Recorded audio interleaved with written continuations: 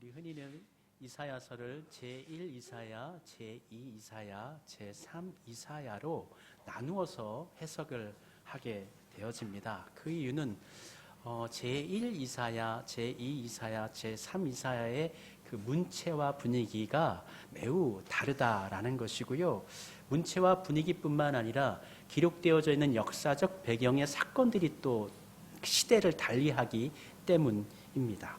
제1 이사야는 1장부터 39장인데 남유다와 유대 나라를 주변에 있는 모든 나라들에 대한 심판과 멸망을 기록해주고 있습니다. 그리고 40장부터 55장까지 이미 멸망한 남유다 이후에 하나님께서 위로하라, 내 백성 위로하라 하시면서 위로하시고 다시 그 나라를 세울 것이고 그들을 회복하게 하실 것이다 라는 말씀을, 위로의 말씀을 55장까지 기록해주고 있고요. 그리고 56장부터 66장까지는 하나님의 새로운 창조, 새로운 새 세대, 그러니까 이스라엘뿐만 아니라 온 열방을 향하여서 하나님께서 하나님의 뜻 가운데 하나님의 빛이 비춰져 하나님의 권능과 능력이 아름답게 펼쳐지는 하나님의 아름다운 새 나라를 이제 이사야가 선포하게 되어지는데, 그런데 헷갈리는 이유가 뭐냐면 교차대구법, 가장 큰 특징이 교차대구법인데 그 제1 이사야의 그 배경 사건 내용이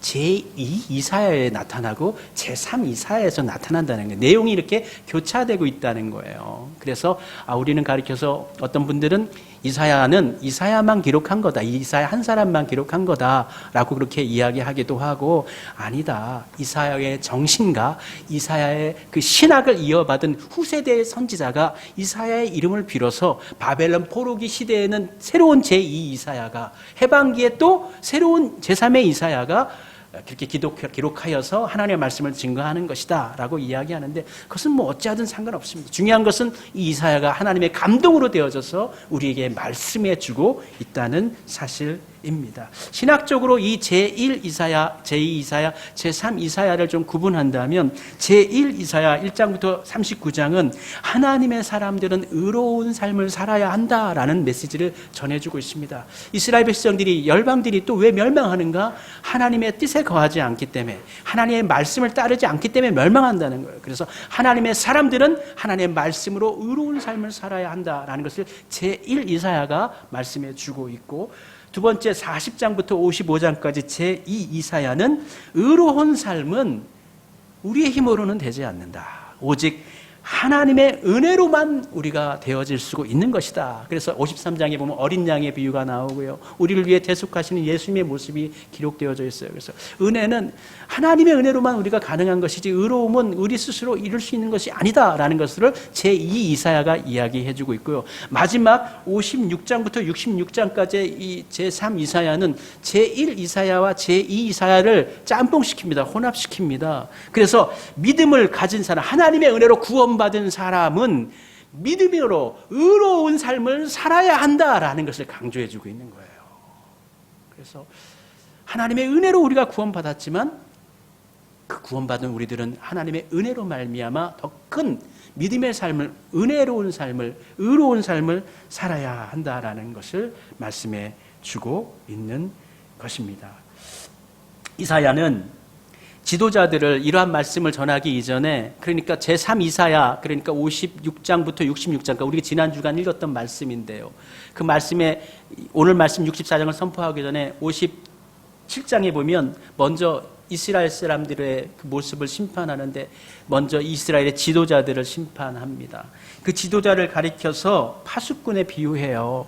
파수꾼은 무엇입니까? 적들이 침공하는 것을 미리 파악하고 준비시키는 사람들인데 이 사람들이 파수꾼 일을 하고 있지 않다라는 거예요. 그래서 이 사람들을 뭐라고 얘기하냐면, 비유하기를 맹인이다. 파수꾼인데 맹인이에요. 앞을 볼 수가 없어요. 파수꾼 역할을 할 수가 없습니다. 그것도 가리켜서 벙어리 개라고 이야기합니다. 짖지 않는 개가 무엇을 합니까?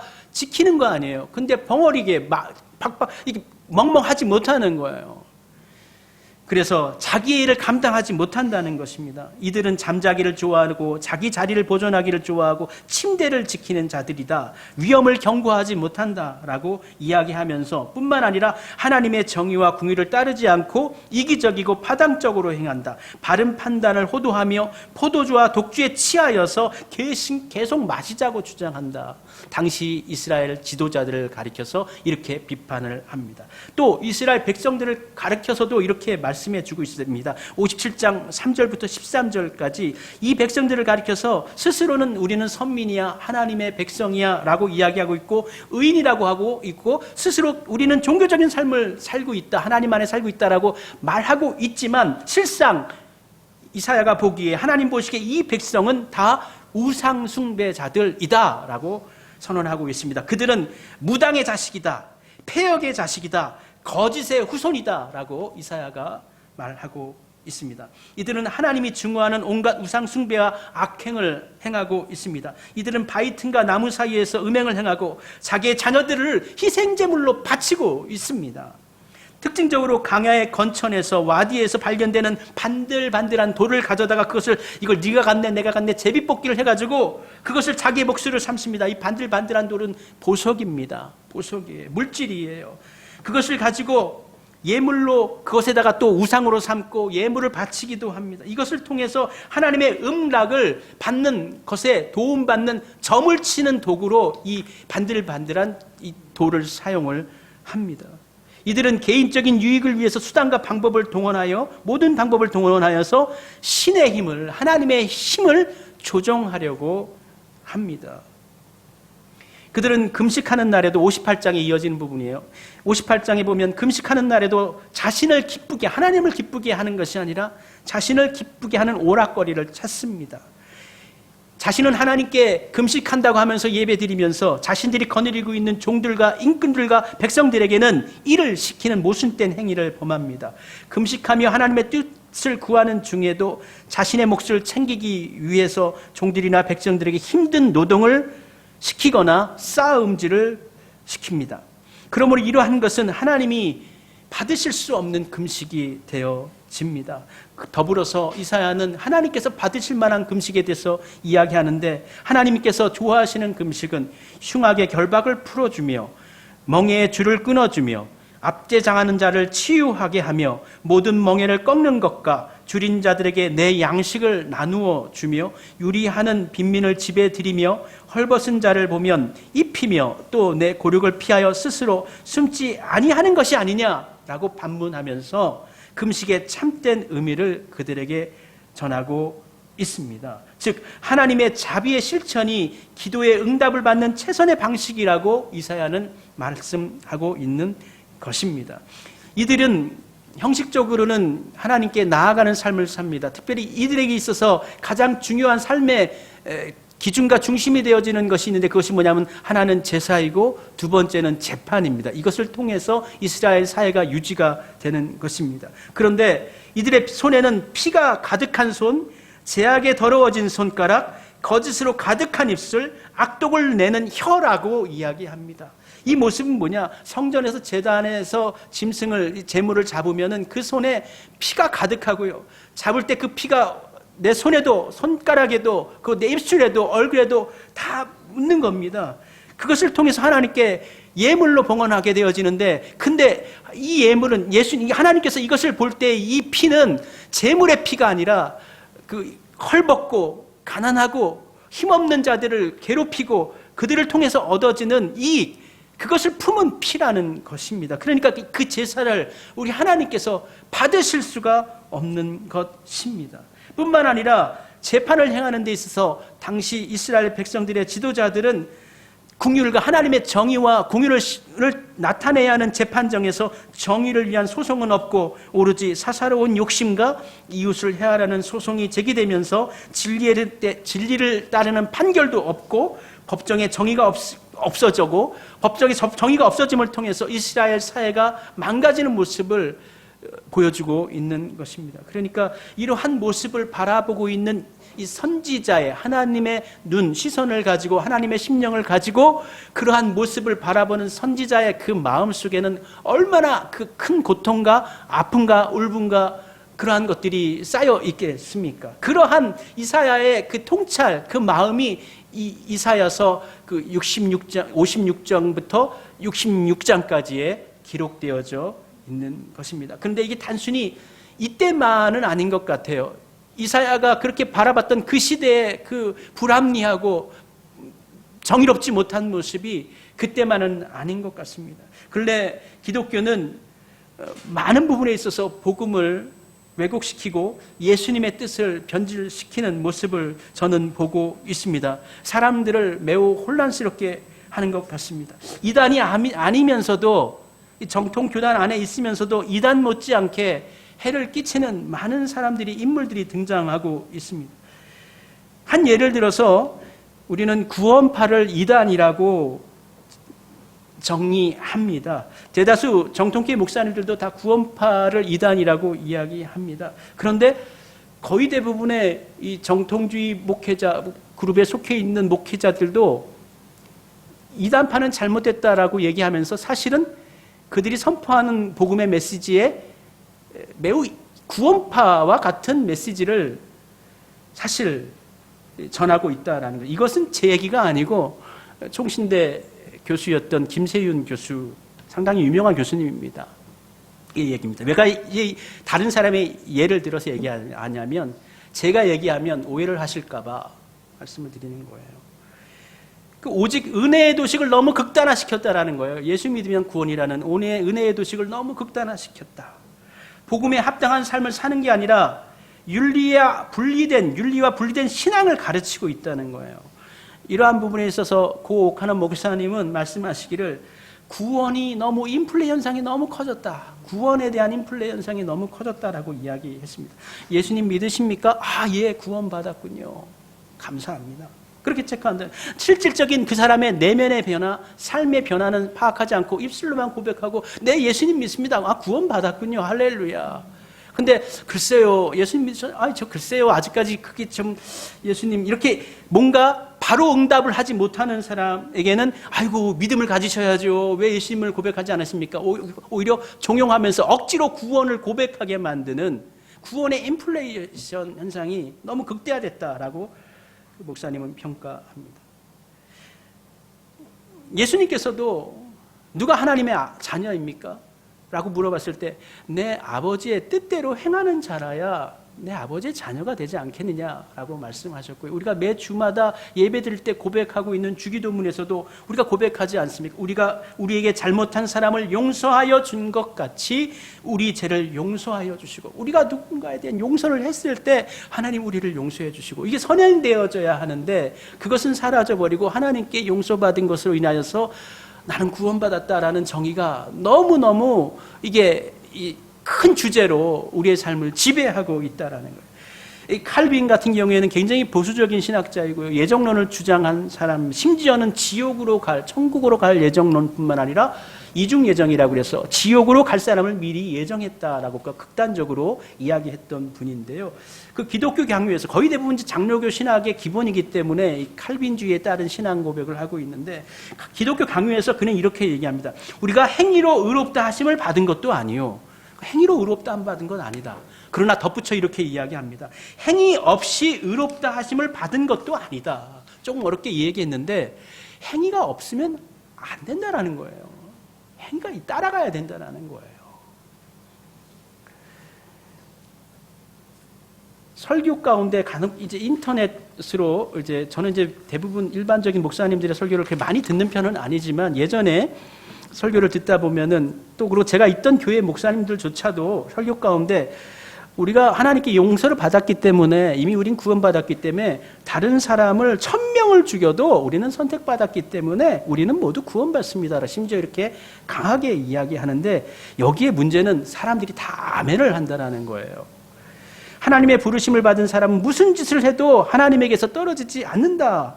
근데 이 말은요 사실 구원파보다도 더 심한 거예요. 구원파는 그냥 우리는 확실하게 구원받았습니다 이렇게 얘기하지.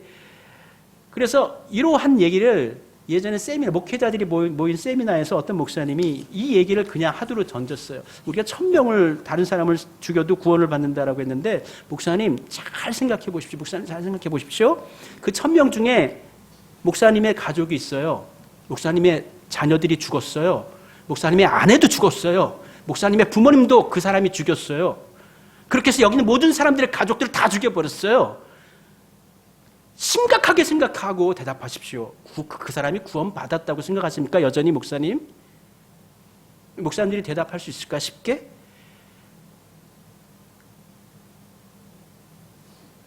구원이라는 것은 사람이 정의할 수 있는 것이 아닙니다. 이 세상에 절대라는 것은 없어요. 이 세상은 이미 상대적인 세상이 되어져 버렸어요. 제가 들어온 이상 우리는 상대적인 세상을 살 수밖에 없고요. 이 세상에 절대적인 것이요, 절대적인 구원이라는 것을 감히 인간이 말할 수가 없는 것입니다. 오직 하나님만 구원을 아시는 것이고요. 우리는 야고보가 얘기한 것처럼 두렵고 떨림으로 우리의 구원을 이루어 가야 하는 것입니다. 그래서 야고보서는 행함이 없는 믿음은 믿음이라 그랬고, 바울 사도 같은 경우에서도 갈라디아서에서 사랑으로 역사하는 믿음이 있어야 됩니다. 믿음이 그냥 믿음이 아니어야 된다는 거예요. 믿음은 구원받는다고 전화 갔더니 이 사람들이 엉터리 삶을 살고 있는 거예요. 그래서 바울이 다시 갈라디아서에서 사랑으로 역사하는 믿음을 가지십시오 라고 말씀을 전하고 있는 것입니다. 로마서의 형식을 빌려서 얘기한다면, 예전처럼 제 종으로 살아가다면 그 마지막은 사망이다. 그러니까 예수님을 믿고 교회를 다니고 있어도 예전처럼 똑같이 살아가면 사망이다. 죄에서 해방이 되어 의인이 되면 그 사람은 의의 열매를 맺게 되어져 있다. 그 열매를 맺은 사람은 영생을 얻는다. 이게 로마서의 우리 설교 방식입니다. 거룩함이 없는 우리는 의롭다 할 수가 없는 것이에요. 믿는 자는 사실상 그리스도와 함께 한다는 것이거든요. 그리스도와 함께 함을 통해서 우리는 뭐예요? 결실되는 삶을 드러내야 하는 것이죠. 동전의 양면처럼 믿음과 행함과 우리의 의로움, 또 사랑의 실천은 같이 가야 되는 것이지, 나뉘어져서 우리는 믿기 때문에 무조건 구원받습니다, 우리는 완전하게 이미 구원받았습니다, 완벽합니다, 예외가 없습니다 라고 얘기하는 것은, 그것은 너무 인간적인 자기 가시이고 자기 가장입니다. 자기 포장입니다. 요즘 교회의 모습도, 신앙생활은 기독교인들의 모습을 보면은 목회자들도 마찬가지인데 순수성을 정말 많이 잃어버렸죠. 순수성을 정말 우리는 훼손해 버렸어요. 우리 어렸을 때 그 믿음을 우리는 다 잃어버렸어요. 인정해야 돼요. 목회자도 마찬가지고요, 교회 직분자들도 마찬가지고, 일반 성도님들도 다 마찬가지예요. 그 어렸을 때 정말 첫사랑의 순수함을 이미 다 우리는 다 잃어버렸어요. 그거 인정해야 돼요. 그러고 난 다음에 하나님께 만나야 돼요. 저도 주중에 기도하면서, 이번 주에는 철야를 하면서 기도할 때에, 여기 앞에서 저는 항상 잠을 잘 때 이 앞에서 단상에 자거든요. 여기 자면 되게 시원해요. 그냥 잠. 기도하다가 자는데 우리 성도들을 위해서 기도하고 하다가 다음날 되니까 모기가 얼마나 그냥 온몸을 물어뜯었는지, 제가 약을 다 쳤는데 혹시나 이번 주일날 우리 성도들 모기한테 물릴까 봐. 그때 하나님께서 저에게 말씀해 주시는 게 있어요. 계속 이제 하나님과 교제하는 방식의 어떤 그 하나님 임재 연습을 하면서 이제 묻고 할 때 우리 하나님께서 제게 이렇게 좀 들려주시는 것 같았어요. 성은아, 힘을 좀 빼라. 힘을 좀 빼라. 아, 그래요. 하나님. 아, 제가 좀 가볍게 해야 되겠군요. 내가 너무 긴장됐었나 봐요. 텐션이 너무 컸었나 봅니다. 예, 조용하게, 가볍게 그렇게 하겠습니다. 그 힘을 빼라는 것이 믿음의 힘을 빼라는 것은 아니죠. 우리 인간적인 가식과 인간적인 능력과 우리가 생각하는 것들, 그런 것들로 포장되어져 있는 것들, 그런 것들을 빼라는 것입니다. 요즘 교회는 너무 가포장된 상태입니다. 마치 가자에 가자는 없고 그냥 빵빵한 가스만 들어있는, 그러나 포장지는 화려하고 예쁘게 되어져 있는 가포장된 교회의 모습을 보게 됩니다. 이것은 초대교회의 모습과는 정반대의 모습입니다. 그리고 요즘 교회는 너무 정치적인 이데올로기에 빠져 본질이 흐려져 있는 것 같아요. 왜 늘 그렇게 정치적인 얘기를 좋아하고 그것에 그렇게 흥분하고 있는지. 물론 우리나라 사회, 우리의 근대화 과정 가운데, 6.25 동란 가운데, 한국교회가 공산주의 가운데 여러 가지 어려움을 당했었고, 그 핍박을 당했었고, 아픔이 있었던 것도 사실입니다. 그러나 지금 벌써 70년이 넘었잖아요. 그죠? 지금은 지금 나름대로의 하나님께서 원하시는 것이 분명히 있을 것이라고 생각해요. 피해를 준 사람도 있고 피해를 받은 사람도 있으나 하나님 안에서는 우리가 화해해야 되겠죠. 근데 너무나 그냥 양곳으로 치우쳐져 있어서 그냥 내가 추구하는 그것 외에 다른 것들은 보이지 않는 거예요. 내가 좋아하는 사람이 이 사람이면 다른 사람은 다 싫어버리겠는 거예요. 그런 삶을 왜 사는지 저는 모르겠어요.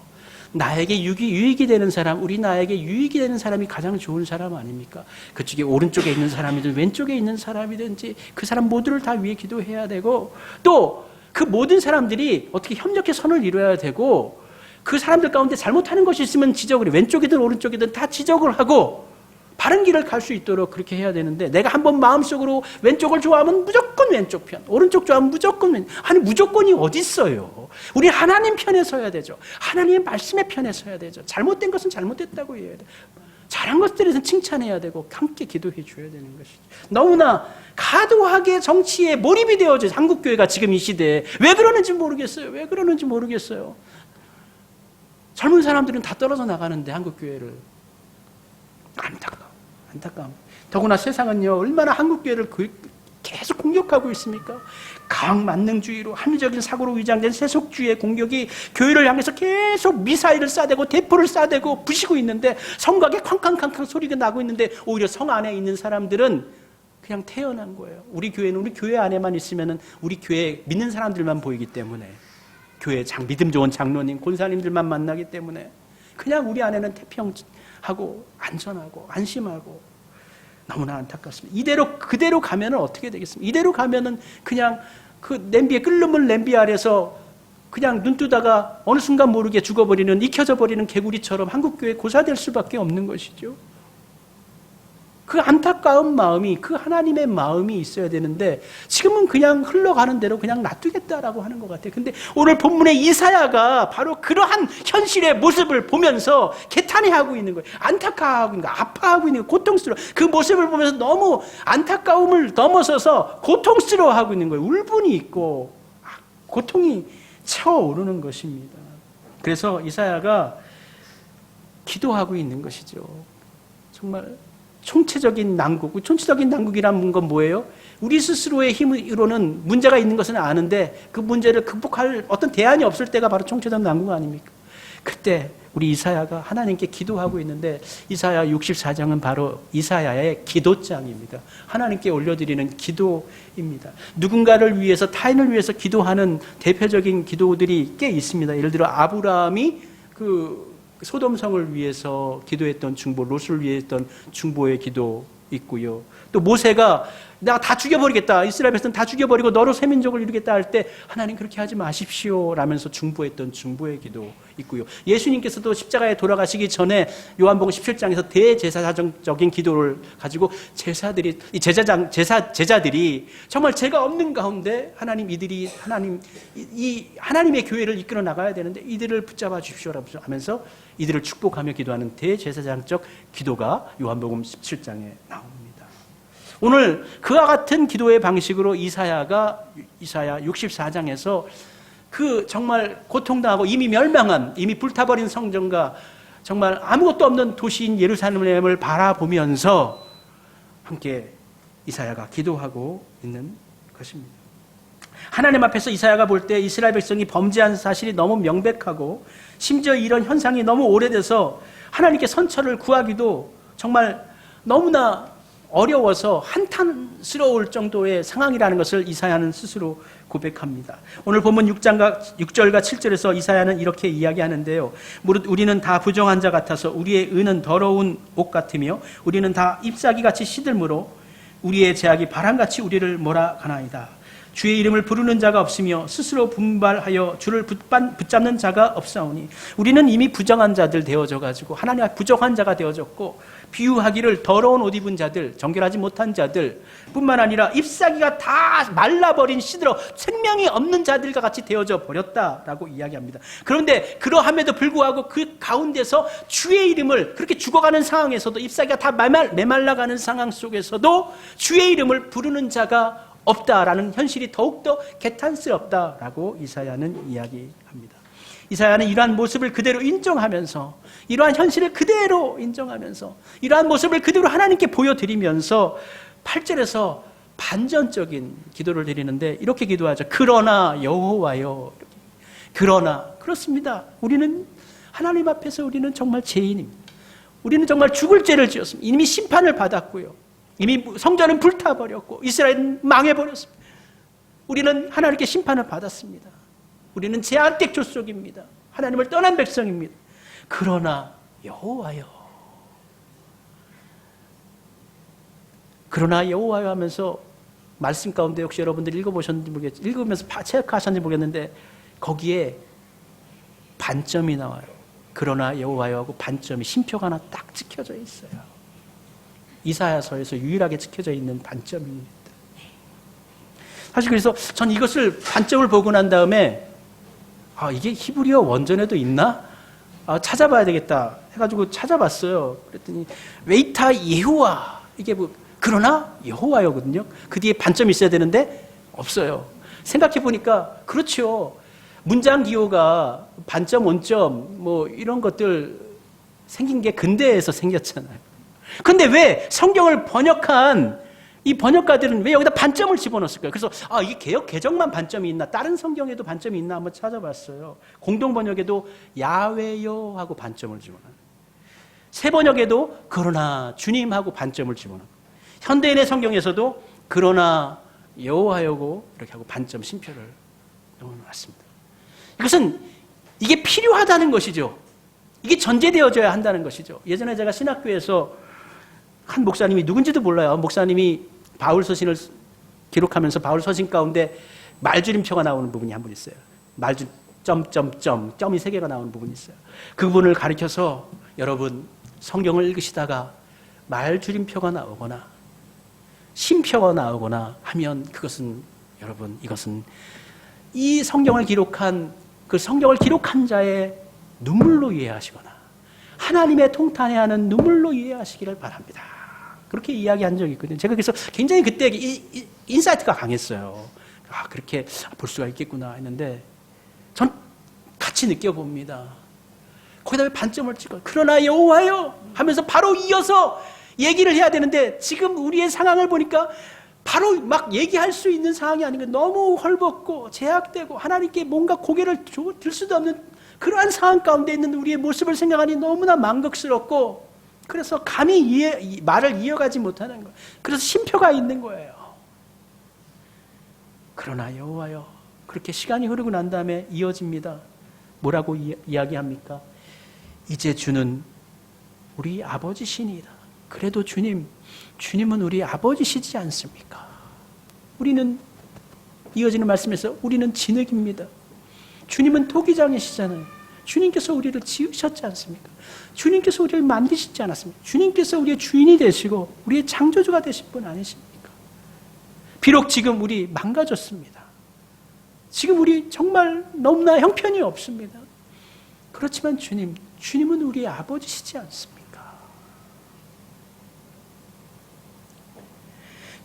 주는 우리의 아버지시라. 아브라함은 우리를 모르고 이스라엘은 우리를 인정하지 아니할지라도 여호와여 주는 우리의 아버지시라. 옛날부터 주의 이름을 우리의 구속자라 하셨거늘. 이어지는 이전편 63편 이사야 63장 16절에도 이사야는 하나님은 우리의 아버지십니다. 심지어 우리의 조상인 아브라함이 우리를 모른다 할지라도 주님은 우리의 아버지십니다 라고 하나님께 애걸하고 있는 것이에요. 애걸하고 있는 것이에요. 다른 수가 없는 거예요. 다른 어떠한 방편이 없는 거예요. 방법이 없는 거예요. 내가 해볼 수 있는 어떠한 것도 없고요. 그리고 염치도 없습니다. 그러함에도 뻔뻔스럽지만 하나님께 구해야 하는 것이에요. 그래서 마지막으로 택하는 것이 무엇입니까? 하나님이 우리의 아버지시잖아요. 가족이잖아요. 우리의 자녀들이, 우리의 가족들이 피는 물보다 진하다고 정말 아무리 형제들이 어떤 잘못을 했다 할지라도 우리의 자녀들이 정말 말할 수 없는 악한 일을 했다 할지라도 부모는 어떻습니까? 부모는 감싸죠. 부모는 그래도 내 자식을 찾습니다.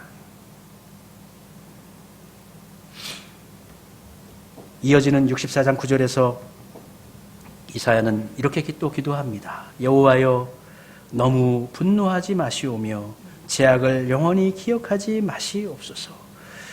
구하오니 보시옵소서. 그리고 또 보시옵소서. 다시 한 번 더 보시옵소서 이야기합니다. 그러면서 무엇이라고 얘기합니까? 우리는 다 주의 백성이니이다. 형편없지만, 정말 하나님 앞에 부족하지만 우리가 그래도 주님의 백성입니다. 황폐해진 예루살렘과 성전을 회복시켜달라고 부르짖습니다. 가만히 계시지 마시고 이제 일어나 주십시오 라고 하나님께 간곡히 부탁합니다. 12절 마지막 절에는 주께서 아직도 가만히 계시려 하시나이까? 주께서 아직도 잠잠하시고 우리에게 심한 괴로움을 받게 하시려 나이까? 이사야는 이스라엘 백성들의 모습을 보면서 굉장히 불쾌하고 배신감을 느끼고 정말 그 사람들을 향하여서 증오 어린 심령 가운데 하나님의 말씀을 선포하면서도 하나님 앞에 나아갈 때 그 백성들을 위해서 기도하고, 그 백성들은 주님의 백성입니다. 주님의 자녀입니다. 주님이 우리의 아버지십니다 라면서 탄원을 하고 있습니다. 이러한 애달픔과 간절함이 있는 기도로 하나님께 간구할 때에 우리 하나님께서 그 기도를 들으신 줄로 믿습니다. 이스라엘 백성들은 이후에 해방이 되어졌고, 이사야가 고레스를 통하여서 해방을 말했던 것처럼 이스라엘 백성들은 해방되어져서 다시금 하나님 나라의 유업, 하나님의 자녀된 백성의 유업을 잇는 그 사역을 감당하게 되어진 것이죠. 선지자 이사야는 예루살렘의 황폐함 속에서 회복을 탄원하고 있습니다. 그 황폐함의 원인이 어디에 있는지 이사야는 분명하게 알고 있습니다. 직시하고 있습니다. 그리고 구원을 받을 자격이 없다는 것도 그는 알고 있습니다. 그럼에도 불구하고 하나님은 우리의 아버지시니까 도와달라고 호소합니다. 이사야는 다시 한번 이스라엘 백성을 향하여서 구원, 은혜를 베풀어 주실 것을 간구합니다. 그 간구를 통해서 이스라엘 백성을 하나님께서 새롭게 하십니다. 오늘 본문에 등장하는 이사야 선지자의 기도가 바로 우리의 이 시대를 사는 그리스도인인 우리가 드려야 할 기도가 되어야 할 줄로 믿습니다. 이대로 가면은 우리 교회가 문제가 아니라 한국교회가 문제이고, 한국교회에 더 이상 비전이 없습니다. 정말 20년 이 상태로 흘러가 버리면 한국교회는 그냥 끓는 뱀, 앞서 얘기했던 그 끓는 냄비 안에 개구리처럼 그렇게 사장되고 마는 것입니다. 선지자 이사야는 하나님께 간구합니다. 주님께서는 이 백성의 아버지가 아니십니까? 이스라엘에 잘못한 것은 맞습니다. 그러나 하나님은 우리의 아버지가 되시오니 이 백성에게 자비를 베풀어 주시옵소서라고 아버지 되심을 계속해서 강조합니다. 이사야는 이스라엘의 의로움을 인정하면서 우리가 이렇게 하나님 앞에 서 있으니까 우리를 이렇게 하나님의 백성으로 세워주십시오 얘기하지 않습니다. 이스라엘 백성들의 허물지고 부족한 것, 절망적인 모습, 그것을 그대로 올려드리면서, 그렇기 때문에 하나님, 그러함에도 하나님 이 백성을 긍휼히 여겨주소서 중보하고 있는 것입니다. 이사야는 이스라엘의 죄악을 모두 인정하며 또 지금의 심판의 결과도 수용합니다. 그러나 그는 여전히 하나님의 긍휼하심이 남아있다고 믿습니다. 비록 지금의 모습이 여호와의 은혜를 받을 자격이 없는 모습이지만 여호와의 긍휼하심과 은혜를 결코 포기하지 않습니다. 근데 바로 이것이 바로 우리에게 희망인 것입니다. 우리의 모습이 한없이 낮고 지금의 모습이 정말 너무나 어처구니가 없고 빈약하고 힘든 모습, 정말 절망적인 모습이지만 그 절망으로 끝나는 것이 아니라 그러함에도 우리가 하나님을 찾을 수 있다는 것, 하나님께 우리의 희망을 의탁할 수 있다는 것, 그것이 우리의 소망인 것입니다. 어떤 사람들은 절망의 벽에 갇혀 소망의 이유를 찾지 못합니다. 어떤 사람들은 하나님의 길을 찾지 못합니다. 그렇지만 우리의 유일한 소망의 근거는 여전히 하나님께서 우리를 긍휼히 여기신다라는 것입니다.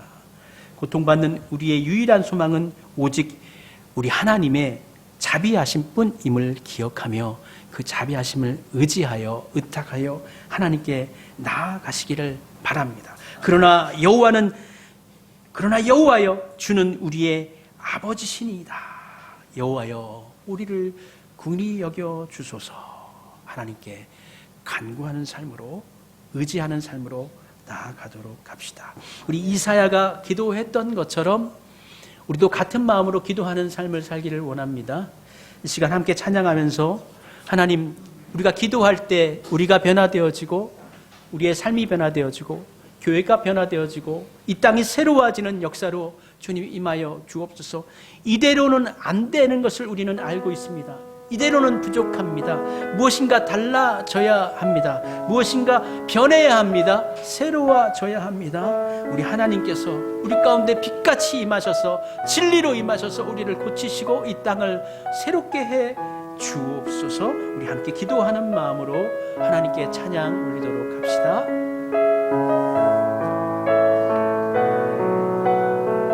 우리 함께 기도해. 우리 함께 기도해. 주 앞에 나와 무릎 꿇고 베푸시는 주 하늘을 향해 두 손 들고 하늘 문이 열리고 은혜의 빛줄이 이 땅 가득 내리도록 마침내 주 오셔서 의의 빛줄기 우리 위에 부으시도록 우리 함께 기도해. 우리 함께 기도해. 주 앞에 나와 무릎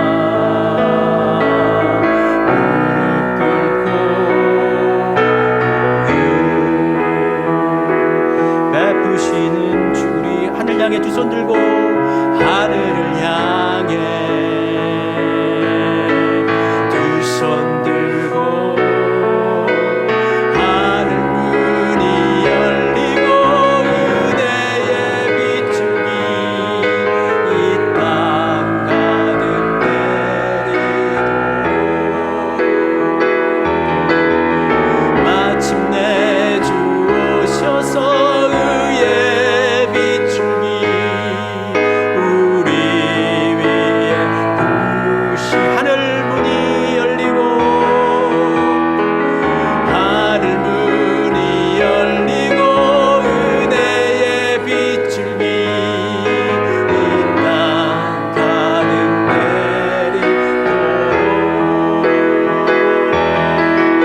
마침내 주 오셔서 의의 빛줄기 우리 위에 부으시도록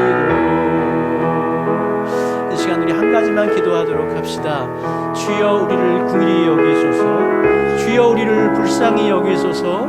우리의 심령과 우리의 인생과 우리의 삶을 바라보면서 주여 우리를 긍휼히 여기소서. 우리는 주님의 자비가 필요합니다. 우리는 주님의 긍휼하심이 필요합니다. 우리 주님의 사랑이 필요합니다. 주여 우리를 긍휼히 여기소서. 우리 이 기도로 우리 하나님께 나아가도록 합시다. 함께 기도하겠습니다. 자비하신 주여 우리를 긍휼히 여기소서. 주여 우리를 불쌍히 여기소서. 피폐해진 우리의 심령을 불쌍히 여기소서.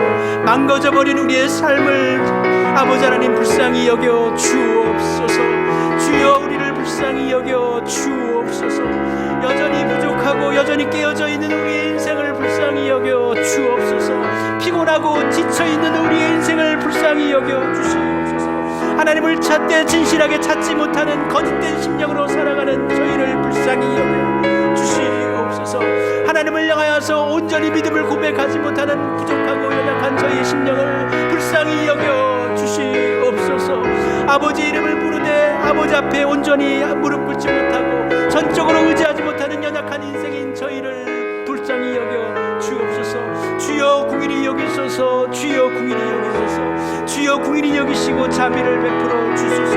우리는 되지 않습니다. 우리는 할 수가 없습니다. 우리의 힘으로는 할 수가 없습니다. 우리는 능력이 없습니다. 주님이 주시지 아니하면, 주님이 우리를 붙잡아 주시지 아니하면, 주님께서 우리 든든을 세워주시지 아니하면 우리는 쓰러질 수밖에 없는 연약한 존재들이며 바람에 날리는 풀과 같은 존재들입니다. 우리 하나님이여 임하소서. 주의 권능으로 우리 가운데 임하소서. 주의 자비로 임하소서. 아버지 하나님의 크신 은혜와 능력으로 세워지게 하소서. 주여 자비를 베풀어 주소서. 불쌍하고 연약한 저희들의 심령과 삶 가운데 하늘의 담비를 내리시고 진리의 빛을 비치시고 아버지의 권능과 능력으로 세워 주옵소서. 불쌍히 여기소서. 자비를 베풀어 주소서. 아버지 하나님의 공연하심으로 덮여 주시옵소서. 우리는 주님의 자비가 필요한 사람들입니다. 우리는 주님의 은총이 필요한 사람들임을 고백하며 주님의 그 자비하심과 은혜 안에 겸손히 살아가게 하옵소서. 연약한 저희들 하나님 앞에 서 있습니다. 앞으로도 나아가는 길 가운데 하나님 의지하며 살겠습니다. 하나님 붙드심 안에 살겠습니다. 주의 강하신 손으로 우리를 세워 주옵소서. 주님 우리에게 주의 자비를 베푸시고 주의 궁유를 베푸시고 주의 은혜를 내리어 주소서. 주 예수님 이름으로